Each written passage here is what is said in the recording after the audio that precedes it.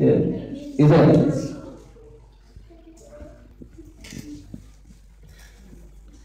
Anu salatna panangayakeun nyaeta urang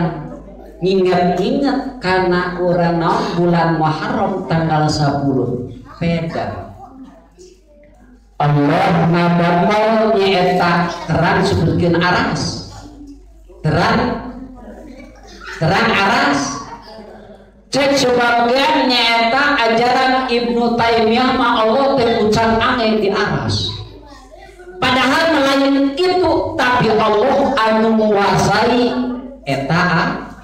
aras dan ucan angin lalu ucan angin berarti Allah ayah sampeana kade ulah dituturkeun gitu irahan ada mana so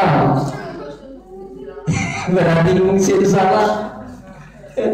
tanggal 10 bulan naon